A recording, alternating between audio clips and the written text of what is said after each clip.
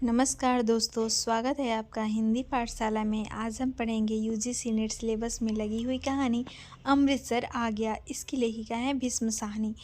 गाड़ी के डिब्बे में बहुत मुसाफिर नहीं थे। मेरे सामने वाली सीट पर बैठे सरदार जी से मुझे लाम के किस्से सुनाते रहे थे। वह लाम के दिनों में बर्मा की लड़ाई में भाग ले चुके थे और बात बात पर खी खी करके हंसते और गोरे फौजियों की खिल्ली उड़ाते रहे थे। डिब्बे में 3 पठान व्यापारी भी थे। उनमें से एक हरे रंग की पोशाक पहने ऊपर वाली बर्थ पर लेटा हुआ था। वह आदमी बड़ा हंसमुख था और बड़ी देर से मेरे साथ वाली सीट पर बैठे एक दुबले से बाबू के साथ उसका मजाक चल रहा था। वह दुबला बाबू पेशावर का रहने वाला जान पड़ता था, क्योंकि किसी किसी वक्त वे आपस में पश्तो में बातें करने लगते थे। मेरे सामने दाईं ओर कोने में एक बुढ़िया मुंह सिर ढांपे बैठी थी और देर से माला जप रही थी। यहीं कुछ लोग रहे होंगे, संभव है 2-1 और मुसाफिर भी रहे हों, पर वे स्पष्टतः मुझे याद नहीं। गाड़ी धीमी रफ्तार से चली जा रही थी और गाड़ी में बैठे मुसाफिर बतिया रहे थे और बाहर गेहूं के खेतों में हल्की हल्की लहरियां उठ रही थी। और मैं मन ही मन बड़ा खुश था, क्योंकि मैं दिल्ली में होने वाला स्वतंत्रता दिवस समारोह देखने जा रहा था। उन दिनों के बारे में सोचता हूँ तो लगता है हम किसी झूठ पुटे में जी रहे हैं। शायद समय बीत जाने पर अतीत का सारा व्यापार ही झूठ पुटे में बीता जान पड़ता है। ज्यों ज्यों भविष्य के पट खुलते जाते हैं, यह झूठ पुटा और भी गहरा चला जाता है। उन्हीं दिनों पाकिस्तान के बनाए जाने का ऐलान किया गया था और लोग तरह तरह के अनुमान लगाने लगे थे कि भविष्य में जीवन की रूपरेखा कैसी होगी, पर किसी की भी कल्पना बहुत दूर तक नहीं जा पाती थी। मेरे सामने बैठे सरदार जी बार बार मुझसे पूछ रहे थे कि पाकिस्तान बन जाने पर जिन्ना साहिब बम्बई में ही रहेंगे या पाकिस्तान में जा कर बस जाएंगे, और मेरा हर बार यही जवाब होता, बम्बई क्यों छोड़ेंगे, पाकिस्तान में आते जाते रहेंगे। बम्बई छोड़ देने में क्या तुक है। लाहौर और गुरुदासपुर के बारे में भी अनुमान लगाए जा रहे थे कि कौन सा शहर किस ओर जाएगा। मिल बैठने के ढंग में, गपशप में, हंसी मजाक में कोई विशेष अंतर नहीं आया था। कुछ लोग अपने घर छोड़कर जा रहे थे, जबकि अन्य लोग उनका मजाक उड़ा रहे थे। कोई नहीं जानता था कि कौन सा कदम ठीक होगा और कौन सा गलत। एक ओर पाकिस्तान बन जाने का जोश था तो दूसरी ओर हिंदुस्तान के आज़ाद हो जाने का जोश। जगह जगह दंगे भी हो रहे थे और योम ए आज़ादी की तैयारियां भी चल रही थी। इस पृष्ठभूमि में लगता देश आज़ाद हो जाने पर दंगे अपने आप बंद हो जाएंगे। वातावरण में इस झुटपुट में आज़ादी की सुनहरी धूल सी उड़ रही थी और साथ ही साथ अनिश्चय भी डोल रहा था। और इसी अनिश्चय की स्थिति में किसी किसी वक्त भावी रिश्तों की रूपरेखा झलक दे जाती थी। शायद जेहलम का स्टेशन पीछे छूट चुका था, जब ऊपर वाली बर्थ पर बैठे पठान ने एक पोटली खोल ली और उसमें से उबला हुआ मांस और नान रोटी के टुकड़े निकाल निकाल कर अपने साथियों को देने लगा। फिर वह हंसी मजाक के बीच मेरी बगल में बैठे बाबू की ओर भी नान का टुकड़ा और मांस की बोटी बढ़ाकर खाने का आग्रह करने लगा था। काले बाबू, ताकत आएगी, अम जैसा हो जाएगा, बीबी भी तेरी साथ खुश रहेगी। काले दालकुर, तू दाल खाता है इसलिए दुबलाए। डिब्बे में लोग हंसने लगे थे। बाबू ने पश्तो में कुछ जवाब दिया और फिर मुस्कुराता सिर हिलाता रहा। इस पर दूसरे पठान ने हंसकर कहा, ओ जालिम, हमारे हाथ से नहीं लेता है तो अपने हाथ से उठा ले। खुदा कसम बकले रे का गोश्त है और किसी चीज़ का नहीं है। ऊपर बैठा पठान चहक कर बोला, ओ खंजीर के तुम, इधर तुम्हें कौन देखता है। हम तेरी बीबी को नहीं बोलेगा और तू हमारे साथ बोटी तोड़, हम तेरे साथ दाल पिएगा। इस पर कहा उठा। दुबला बाबू पतला बाबू हंसता, फिर सिर हिलाता रहा और कभी कभी 2 शब्द पश्तो में भी कह देता। वो कितना बुरा बात है, हम खाता है और तू हमारा मुंह देखता है। सभी पठान मगन थे। यह इसलिए नहीं लेता कि तुमने हाथ नहीं धोए हैं, स्थूल का है, सरदार जी बोले और बोलते खी खी करने लगे। बोलते ही खी खी करने लगे। अधलेटी मुद्रा में बैठे सरदार जी की आधी तोंद सीट के नीचे लटक रही थी। तुम अभी सोकर उठे हो और उठते ही पोटली खोलकर खाने लग गए हो, इसलिए बाबूजी तुम्हारे हाथ से नहीं लेते और कोई बात नहीं। और सरदार जी ने मेरी ओर देखकर आंख मारी और फिर खी खी करने लगे। मांस नहीं खाता है बाबू, तो जाओ जनाना डब्बे में बैठो, इधर क्या करता है, फिर कहा उठा। डब्बे में और भी अनेक मुसाफिर थे, लेकिन पुराने मुसाफिर यही थे जो सफ़र शुरू होने से में गाड़ी में बैठे थे। बाकी मुसाफिर उतरते चढ़ते रहे थे। पुराने मुसाफिर होने के नाते उनमें एक तरह की बेतकल्लुफ़ी आ गई थी। ओ इधर आकर बैठो, तुम हमारे साथ बैठो, आओ जालिम, किस्सा खाने की बातें करेंगे। तभी किसी स्टेशन पर गाड़ी रुकी थी और नए मुसाफिरों का रेला अंदर आ गया था। बहुत से मुसाफिर एक साथ अंदर घुसते चले आए थे। कौन सा स्टेशन है, किसी ने पूछा। वजीराबाद है शायद, मैंने बाहर की ओर देखकर कहा। गाड़ी वहाँ थोड़ी देर के लिए खड़ी रही, पर छूटने से पहले एक छोटी सी घटना घटी। एक आदमी साथ वाले डिब्बे में पानी लेने उतरा और नल पर जाकर पानी लोटे में भर रहा था। तभी वह भागकर अपने डिब्बे की ओर लौट आया। छलछलाते लोटे में से पानी गिर रहा था, लेकिन जिस ढंग से वह भागा था उसी ने बहुत कुछ बता दिया था। नल पर खड़े और लोग भी 3-4 आदमी रहे होंगे, इधर उधर अपने अपने डिब्बे की ओर भाग गए थे। इस तरह घबरा कर भागते लोगों को मैं देख चुका था। देखते ही देखते प्लेटफॉर्म खाली हो गया, मगर डिब्बे के अंदर अभी भी हंसी मजाक चल रहा था। कहीं कोई गड़बड़ है, मेरे पास बैठे दुबले बाबू ने कहा। कहीं कुछ था, लेकिन क्या था कोई भी स्पष्ट नहीं जानता था। मैं अनेक दंगे देख चुका था, इसलिए वातावरण में होने वाली छोटी सी तब्दील को भी भाप गया था। भागते व्यक्ति, खटाक से बंद होते दरवाजे, घरों की छतों पर खड़े लोग और चुप्पी और सन्नाटा सभी दंगों के चिन्ह थे। तभी पिछले दरवाजे की ओर से, जो प्लेटफॉर्म की ओर न खुलकर दूसरी ओर खुलता था, हल्का सा शोर हुआ। कोई मुसाफिर अंदर घुसना चाह रहा था। कहाँ घुसा आ रहा है, नहीं है जगह, बोल दिया जगह नहीं है, किसी ने कहा। बंद करो जीजा दरवाज़ा, यूं ही मुंह उठाए घुसे आते हैं, आवाज़ें आ रही थी। जितनी देर कोई मुसाफिर डिब्बे के बाहर खड़ा अंदर आने की चेष्टा करता रहे, अंदर बैठे मुसाफिर उसका विरोध करते रहते हैं। पर एक बार जैसे तैसे वह अंदर आ जाए तो विरोध खत्म हो जाता है और वह मुसाफिर जल्दी ही डिब्बे की दुनिया का निवासी बन जाता है और अगले स्टेशन पर वही सबसे पहले बाहर खड़े मुसाफिरों पर चिल्लाने लगता है, नहीं है जगह, अगले डिब्बे में जाओ, घुसे आते हैं। दरवाजे पर शोर बढ़ता जा रहा था। तभी मैले कुचैले कपड़ों और लटकती मूछों वाला एक आदमी दरवाजे में से अंदर घुसता दिखाई दिया। चिकट मैले कपड़े, जरूर कहीं हलवाई की दुकान करता होगा। वह लोगों की शिकायतों आवाज़ों की ओर ध्यान दिए बिना दरवाजे की ओर घूमकर बड़ा सा काले रंग का संदूक अंदर की ओर घसीटने लगा। आ जाओ, तुम भी चढ़ जाओ, वह अपने पीछे किसी से कहे जा रहा था। तभी दरवाजे में एक पतली सूखी सी औरत नजर आई और उससे पीछे 16-17 बरस की सांवली सी एक लड़की अंदर आ गई। लोग अभी भी चिल्लाए जा रहे थे। सरदार जी को कुल्हों के बल उठकर बैठना पड़ा। बंद करो जी दरवाज़ा, बिना पूछे चढ़े आते हैं, अपने बाप का घर समझ रखा है, मत घुसने दो जी, क्या करते हो, धकेल दो पीछे। और लोग भी चिल्ला रहे थे। वह आदमी अपना सामान अंदर घसीटे जा रहा था और उसकी पत्नी और बेटी संडास के दरवाजे के साथ लग खड़े थे। और कोई डिब्बा नहीं मिला, औरत जात को भी यहाँ उठा लाया है। वह आदमी पसीने से तर था और हांफता हुआ सामान अंदर घसीटे जा रहा था। संदूक के बाद रस्सियों से बंधी खाट की पाटियां अंदर खींचने लगा। टिकट है जी मेरे पास, बेटी मैं वे टिकट नहीं हूँ। इस पर डिब्बे में बैठे बहुत से लोग चुप हो गए, पर बर्थ पर बैठा पठान उचक कर बोला, निकल जाओ इधर से, देखता नहीं है इधर जगह नहीं है।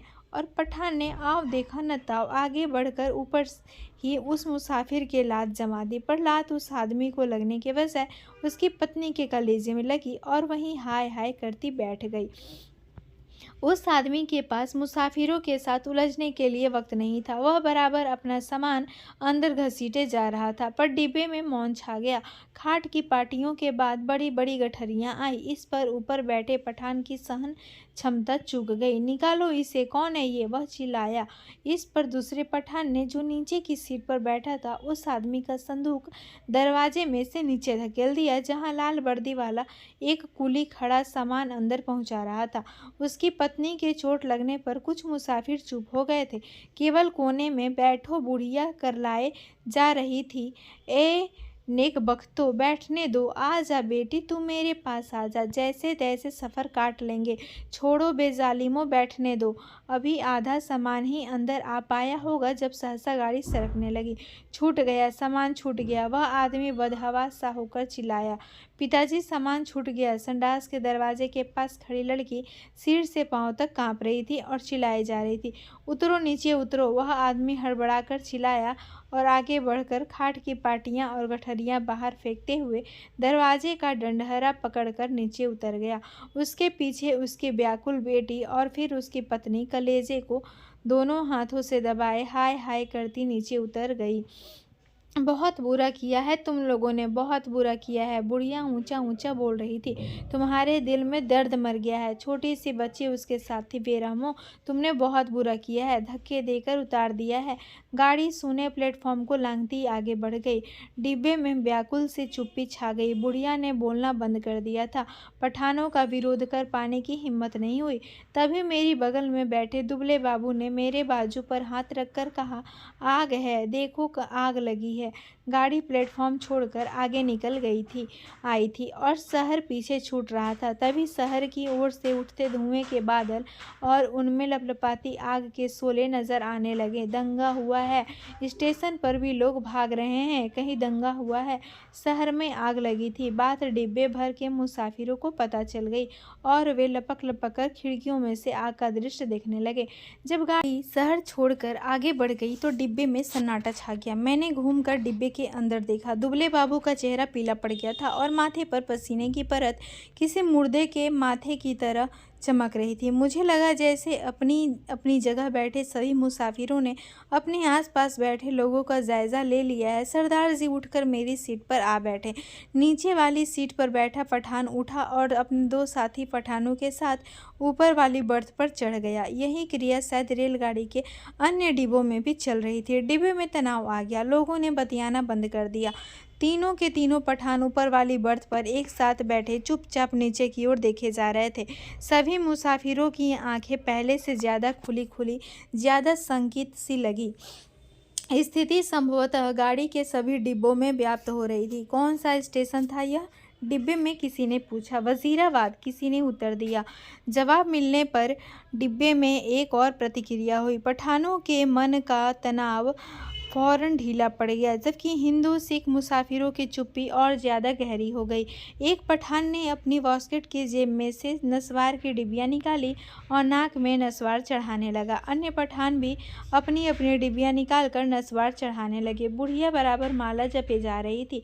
किसी किसी वक्त उसके बुदबुदाते होठ नजर आते, लगता उनमें से कोई खोखली सी आवाज़ निकल रही है। अगले स्टेशन पर जब गाड़ी रुकी तो वहाँ भी सन्नाटा था। कोई परिंदा तक नहीं फड़क रहा था।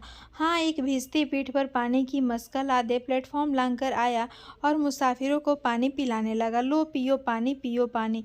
औरतों के डिब्बों में से औरतें तो और बच्चों के अनेक हाथ बाहर निकल आए थे। बहुत मारकाट हुई है, बहुत लोग मरे हैं। लगता था वह इस मारकाट में अकेला पुण्य कमाने चला आया है। गाड़ी सर की तो सहसा खिड़कियों के पल्ले चढ़ाए जाने लगे। दूर दूर तक पहियों की गड़गड़ाहट के साथ खिड़कियों के पल्ले चढ़ाने की आवाज़ आने लगी। किसी अज्ञात आशंकावश दुबला बाबू मेरे पास वाली सीट पर से उठा और दो सीटों के बीच फर्श पर लेट गया। उसका चेहरा अभी भी मुर्दे जैसा पीला हो रहा था। इस पर बर्थ पर बैठा पठान उसकी ठिठोली करने लगा। ओ बेगैरत, तुम मर्द है कि औरत है? सीट पर से उठकर नीचे लेटता है, तुम मर्द के नाम को बदनाम करता है। वह बोल रहा था और बार बार हंसे जा रहा था। फिर वह उससे पुश्तों में कुछ कहने लगा। बाबू चुप बना लेटा रहा। अन्य सभी मुसाफिर चुप थे। डिब्बे का वातावरण बोझिल बना हुआ था। ऐसे आदमी को हम डिब्बे में नहीं बैठने देगा। ओ बाबू, अगले स्टेशन पर उतर जाओ और जनाना डब्बे में बैठो। मगर बाबू की हाजिर जवाबी अपने कंठ में सूख चली थी। हकला कर चुप हो रहा, पर थोड़ी देर बाद वह अपने आप उठकर सीट पर जा बैठा और देर तक अपने कपड़ों की धूड़ झाड़ता रहा। वह क्यों उठकर फर्श पर लेट गया था? शायद उसे डर था कि बाहर से गाड़ी पर पथराव होगा या गोली चलेगी। शायद इसी कारण खिड़कियों के पल्ले चढ़ाए जा रहे थे।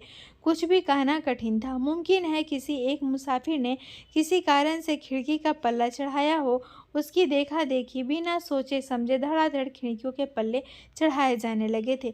बोझिल अनिश्चित से वातावरण में सफ़र कटने लगा। रात गहराने लगी थी।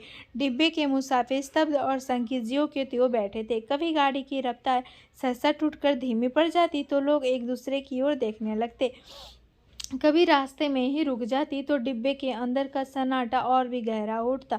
केवल पठान निश्चित बैठे थे। हाँ, उन्होंने भी बतियाना छोड़ दिया था, क्योंकि उनकी बातचीत में कोई भी शामिल होने वाला नहीं था। धीरे धीरे पठान ऊँघने लगे, जबकि अन्य मुसाफिर फटी फटी आंखों से शून्य में देखे जा रहे थे। बुढ़िया मुंह सिर लपेटे टांगे सीट पर चढ़ाए बैठा बैठा सो गई थी। ऊपर वाली बर्थ पर एक पठान ने अधलेटे ही कुर्ते की जेब में से काले मनकों की तस्बीह निकाल ली और उसे धीरे धीरे हाथ में चलाने लगा। खिड़की के बाहर आकाश में चांद निकल आया और चांदनी में बाहर की दुनिया और भी अनिश्चित और भी अधिक रहस्यमयी हो उठी। किसी किसी वक्त दूर किसी ओर आग के शोले उठते नजर आते। कोई नगर जल रहा था। गाड़ी किसी वक्त चिंगारती हुई आगे बढ़ने लगती, फिर किसी वक्त उसकी रफ्तार धीमी पड़ जाती और मीलों तक धीमी रफ्तार से ही चलती रहती। सहसा दुबला बाबू खिड़की में से बाहर देखकर ऊंची आवाज़ में बोला, हरवंश पूरा निकल गया है। उसकी आवाज़ में उत्तेजना थी। वह जैसे चीख कर बोला था। डिब्बे के सभी लोग उसकी आवाज़ सुनकर चौंक गए। उसी वक्त डिब्बे के अधिकांश मुसाफिरों ने मानो उसकी आवाज़ को ही सुनकर करवट बदली। ओ बाबू, चिल्लाता क्यों है? तस्बीह वाला पठान चौंक कर बोला, इधर उतरेगा तुम? जंजीर खींचूं? और खी खी करके हंस दिया। जाहिर है वह हरवंशपुरा की स्थिति से अथवा उसके नाम से अनभिज्ञ था। बाबू ने कोई उत्तर नहीं दिया, केवल सिर हिला दिया और एक आध बार पठान की ओर देखकर फिर खिड़की के बाहर झांकने लगा। डब्बे में फिर मौन छा गया। तभी इंजन ने सीटी दी और उसकी एक रस रफ्तार टूट गई। थोड़ी ही देर बाद खटाक का सा शब्द भी हुआ। शायद गाड़ी ने लाइन बदली थी। बाबू ने झाँक कर उस दिशा में देखा जिस ओर गाड़ी बढ़ी जा रही थी। शहर आ गया है। वह फिर ऊंची आवाज़ में चिल्लाया, अमृतसर आ गया है। उसने फिर से कहा और उछल कर खड़ा हो गया और ऊपर वाली बर्थ पर लेटे पठान को संबोधित करके चिल्लाया, ओ बे पठान के बच्चे, नीचे उतर, तेरी माँ की नीचे उतर, तेरी उस पठान बनाने वाले की मैं। बाबू चिल्लाने लगा और चीख चीख कर गालियां बकने लगा था। तस्बीह वाले पठान ने करवट बदली और बाबू की ओर देखकर बोला, ओ क्या है बाबू, हमको कुछ बोला? बाबू को उत्तेजित देखकर अन्य मुसाफिर भी उठ बैठे। नीचे उतर, तेरी मैं हिंदू औरत को लात मारता है, हरामजादे, तेरी उस। ओ बाबू, बक बक कर इन नहीं करो। ओ खजीर के, तुम गाली मत बको, हमने बोल दिया, हम तुम्हारा जबान खींच लेगा। गाली देता है मादर? बाबू चिल्लाया और उछल कर सीट पर चढ़ गया। वह सिर से पांव तक कांप रहा था। बस बस, सरदार जी बोले, यह लड़ने की जगह नहीं है, थोड़ी देर का सफ़र बाकी है, आराम से बैठो। तेरी मैं लात न तोड़ूं तो कहना, गाड़ी तेरे बाप की है? बाबू चिल्लाया। ओ, हमने क्या बोला? सभी लोग उसको निकालता था, हमने भी निकाला। ये इधर हमको गाली देता है, हम इसका जबान खींच लेगा। बुढ़िया बीच में फिर बोले उठी, वे जीर्ण जोगियों, आराम नाल बैठो, वे रव दिए बंदियों, कुछ होश करो। उसके होठ किसी प्रेत की तरह फड़फड़ाए जा रहे थे और उनमें से छीन सी फुसफुसाहट सुनाई दे रही थी। बाबू चिल्लाए जा रहा था, अपने घर में शेर बनता था, अब बोल तेरी मैं उस पठान बनाने वाले की। तभी गाड़ी अमृतसर के प्लेटफॉर्म पर रुकी। प्लेटफॉर्म लोगों से खचाखच भरा था। प्लेटफॉर्म पर खड़े लोग झांक झांक कर डिब्बों के अंदर देखने लगे। बार बार लोग एक ही सवाल पूछ रहे थे, पीछे क्या हुआ है, कहाँ पर दंगा हुआ है? खचाखच भरे प्लेटफॉर्म पर शायद इसी बात की चर्चा चल रही थी कि पीछे क्या हुआ है। प्लेटफॉर्म पर खड़े 2-3 खोमचे वालों पर मुसाफिर टूट पड़ रहे थे। सभी को सहसा भूख और प्यास परेशान करने लगी थी। इसी दौरान 3-4 पठान हमारे डिब्बे के बाहर प्रकट हो गए और खिड़की में से झांक झांक कर अंदर देखने लगे। अपने पठान साथियों पर नज़र पड़ते ही वे उनसे पश्तो में कुछ बोलने लगे। मैंने घूम कर देखा, बाबू डिब्बे में नहीं था।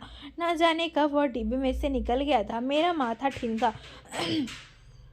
गुस्से में वह पागल हुआ जा रहा था, न जाने क्या कर बैठे। पर इस बीच डिब्बे के तीनों पठान अपनी अपनी गठरी उठाकर बाहर निकल गए और अपने पठान साथियों के साथ गाड़ी के अगले डिब्बे की ओर बढ़ गए। जो विभाजन पहले प्रत्येक डिब्बे के भीतर हो रहा था, अब सारी गाड़ी के स्तर पर होने लगा था।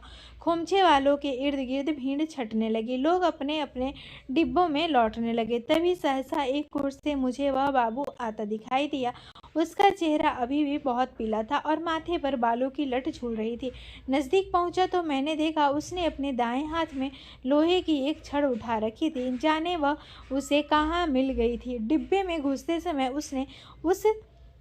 उसने छड़ को अपनी पीठ के पीछे कर लिया था और मेरे साथ वाली सीट पर बैठने से पहले उसने हौले से छड़ को सीट के नीचे सरका दिया। सीट पर बैठते ही उसकी आंखें पठान को देख पाने के लिए ऊपर को उठी, पर डिब्बे में पठानों को न पाकर वह हड़बड़ाकर चारों ओर देखने लगा। निकल गए हरामी मादर, सब के सब निकल गए। फिर वह सिटपिटाकर उठ खड़ा हुआ, चिल्लाकर बोला, तुमने उन्हें क्यों जाने दिया? तुम सब नामर्द हो, बुज़दिल। पर गाड़ी में बहुत भीड़ थी, बहुत से नए मुसाफिर आ गए थे। किसी ने उसकी ओर विशेष ध्यान नहीं दिया। गाड़ी सरकने लगी तो वह फिर मेरी वाली सीट पर आ बैठा, पर वह बड़ा उत्तेजित था और बराबर बड़बड़ाए जा रहा था। धीरे धीरे हिचकोले खाती गाड़ी आगे बढ़ने लगी। डिब्बे में पुराने मुसाफिरों ने भरपेट पूरियां खा ली थी और पानी पी लिया था और गाड़ी उस इलाके में आगे बढ़ने लगी थी जहाँ उनके जान माल को खतरा नहीं था। नए मुसाफिर बतिया रहे थे। धीरे धीरे गाड़ी फिर समतल गति से चलने लगी थी। कुछ ही देर बाद लोग ऊँघने भी लगे थे, मगर बाबू अभी भी फटी फटी आंखों से सामने की ओर देखे जा रहा था। बार बार मुझसे पूछता कि पठान डिब्बे में से निकलकर किस ओर के को गए हैं। उसके सिर पर जुनून सवार था। गाड़ी के हिचकोलों में मैं खुद ऊँघने लगा था। डिब्बों में लेट पाने के लिए जगह नहीं थी। बैठे बैठे ही नींद में मेरा सिर कभी एक ओर लुढ़क जाता, कभी दूसरी ओर को। किसी किसी वक्त झटके से मेरी नींद टूटती और मुझे सामने की सीट पर अस्त व्यस्त से पड़े सरदार जी के खर्राटे सुनाई देते। अमृतसर पहुंचने के बाद सरदार जी फिर से सामने वाली सीट पर टांगे पसार कर लेट गए थे। डिब्बे में तरह तरह की आड़ी तिरछी मुद्राओं में मुसाफिर पड़े थे। उनकी विभत्स मुद्राओं को देखकर लगता डिब्बा लाशों से भरा है। पास बैठे बाबू पर नजर पड़ती तो कभी तो वह खिड़की के बाहर मुंह किए देख रहा होता, कभी दीवार से पीठ लगाए तनकर बैठा नजर आता। किसी किसी वक्त गाड़ी किसी स्टेशन पर रुकती तो पहियों की गड़गड़ाहट बंद होने पर निस्तब्धता से छा जाती। तभी लगता है जैसे प्लेटफॉर्म पर कुछ गिरा है या जैसे कोई मुसाफिर गाड़ी में से उतरा है और मैं झटके से उठकर बैठ जाता। इसी तरह जब एक बार मेरी नींद टूटी तो गाड़ी की रफ्तार धीमी पड़ गई थी और डिब्बे में अंधेरा था। मैंने उसी तरह अधलेटी खिड़की में से बाहर देखा। दूर पीछे की ओर किसी स्टेशन के सिग्नल के लाल कुमकुमें चमक रहे थे। स्पष्टतः गाड़ी कोई स्टेशन लांघ कर आई थी, पर अभी तक उसने रफ्तार नहीं पकड़ी थी। डिब्बे के बाहर मुझे धीमे अस्फुट स्वर सुनाई दिए। दूर ही एक धूमिल सा काला पुंज नजर आया। नींद की खुमारी में मेरी आंखें कुछ देर तक उस पर लगी रही, फिर मैंने उसे समझ पाने का विचार छोड़ दिया। डिब्बे के अंदर अंधेरा था, बत्तियां बुझी हुई थी, लेकिन बाहर लगता था पौ फटने वाली है। मेरी पीठ पीछे डिब्बे के बाहर किसी चीज को खरोचने की सी आवाज आई। मैंने दरवाजे की ओर घूमकर देखा, डिब्बे का दरवाजा बंद था। मुझे फिर से दरवाजा खरोचने की आवाज सुनाई दी। फिर मैंने साफ साफ सुना लाठी से कोई डिब्बे का दरवाजा पटपटा रहा था। मैंने झांक कर खिड़की के बाहर देखा। सचमुच एक आदमी डिब्बे की 2 सीढ़ियां चढ़ आया था। उसके कंधे पर एक गठरी झूल रही थी और हाथ में लाठी थी और उसने बदरंग से कपड़े पहन रखे थे और उसके दाढ़ी भी थी। फिर मेरी नज़र बाहर नीचे की ओर आ गई। गाड़ी के साथ साथ एक औरत भागती चली आ रही थी नंगे पांव, और उसने 2 गठरियाँ उठा रखी थी। बोझ के कारण उससे दौड़ा नहीं जा रहा था। डिब्बे के पायदान पर खड़ा आदमी बार बार उसकी ओर मुड़कर देख रहा था और हाँफता हुआ कहे जा रहा था, आजा आजा, तू भी चढ़ जा, आजा। दरवाजे पर फिर से लाठी पटपटाने की आवाज़ आई। खोलो जी दरवाज़ा, खुदा के वास्ते दरवाज़ा खोलो। वह आदमी हाँफ रहा था। खुदा के लिए दरवाज़ा खोलो, मेरे साथ में औरत जात है, गाड़ी निकल जाएगी। सहसा मैंने देखा बाबू हड़बड़ा कर उठ खड़ा हुआ और दरवाजे के पास जाकर दरवाजे में लगी खिड़की में से मुंह बाहर निकाल कर बोला, कौन है? इधर जगह नहीं है। बाहर खड़ा आदमी फिर गिड़गिड़ाने लगा, खुदा के वास्ते दरवाज़ा खोलो, गाड़ी निकल जाएगी। और वह आदमी खिड़की में से अपना हाथ अंदर डालकर दरवाज़ा खोल पाने के लिए सिटकनी टटोलने लगा। नहीं है जगह, बोल दिया, उतर जाओ गाड़ी पर से। बाबू चिल्लाया, किया और उसी क्षण लपक कर दरवाज़ा खोल दिया। या अल्लाह! उस आदमी के अस्फुट से शब्द सुनाई दिए। दरवाज़ा खुलने पर जैसे उसने इत्मीनान की सांस ली हो, और उसी वक्त मैंने बाबू के हाथ में छड़ चमकते देखा। एक ही भरपूर वार बाबू ने उस मुसाफिर के सिर पर किया था। मैं देखते ही डर गया और मेरी टांगें लरज़ गई। मुझे लगा जैसे छड़ के वार का उस आदमी पर कोई असर नहीं हुआ। उसके दोनों हाथ अभी भी जोर से डंडहरे को पकड़े हुए थे। कंधे पर से लटकती गठरी खिसट कर उसकी कोहनी पर आ गई थी। तभी सहसा उसके चेहरे पर लहू की 2-3 धारें एक साथ फूट पड़ी। मुझे उसके खुले होठ और चमकते दांत नजर आए। वह 2-1 बार या अल्लाह बुदबुदाया, फिर उसके पैर लड़खड़ा गए। उसकी आंखों ने बाबू की ओर देखा, अधमुंधी सी आंखें जो धीरे धीरे सिकुड़ती जा रही थी, मानो उसे पहचानने की कोशिश कर रही हो कि वह कौन है और उससे किस अदावत का बदला ले रहा है। इस बीच अंधेरा कुछ और छन गया था। उसके होंठ फिर से फड़फड़ाए और उनमें सफ़ेद दांत फिर से झलक उठे। मुझे लगा जैसे वह मुस्कुराया है, पर वास्तव में केवल क्षय के ही कारण होठों में बल पड़ने लगे थे। नीचे पटरी के साथ साथ भागती औरत बड़बड़ाए और कोसे जा रही थी। उसे अभी भी मालूम नहीं हो पाया था कि क्या हुआ है। वह अभी भी शायद यह समझ रही थी कि गठरी के कारण उसका पति गाड़ी पर ठीक से चढ़ नहीं पा रहा है, कि उसका पैर जम नहीं पा रहा है। वह गाड़ी के साथ साथ भागती हुई अपनी 2 गठरियों के बावजूद अपने पति के पैर पकड़ पकड़ कर सीढ़ी पर टिकाने की कोशिश कर रही थी। तभी सहसा डंडहरे से उस आदमी के दोनों हाथ छूट गए और वह कटे पेड़ की भांति नीचे जा गिरा, और उसके गिरते ही औरत ने भागना बंद कर दिया, मानो दोनों का सफ़र एक साथ ही खत्म हो गया हो। बाबू अभी भी मेरे निकट डिब्बे के खुले दरवाजे में भूत का भूत बना खड़ा था। लोहे की छड़ अभी भी उसके हाथ में थी। मुझे लगा जैसे वह छड़ को फेंक देना चाहता है, लेकिन उसे फेंक नहीं पा रहा। उसका हाथ जैसे उठ नहीं रहा था। मेरी सांस अभी भी फूली हुई थी और डिब्बे के अंधियारे कोने में मैं खिड़की के साथ सटकर बैठा उसकी ओर देखे जा रहा था। फिर वह आदमी खड़े खड़े हिला। किसी अज्ञात प्रेरणावश वह एक कदम आगे बढ़ आया और दरवाजे में से बाहर पीछे की ओर देखने लगा। गाड़ी आगे निकलती जा रही थी। दूर पटरी के किनारे अंधियारा पुंज सा नजर आ रहा था। बाबू का शरीर हरकत में आया। एक झटके में उसने छड़ को डिब्बे के बाहर फेंक दिया और घूमकर डिब्बे के अंदर दाएं बाएं देखने लगा। सभी मुसाफिर सोए पड़े थे।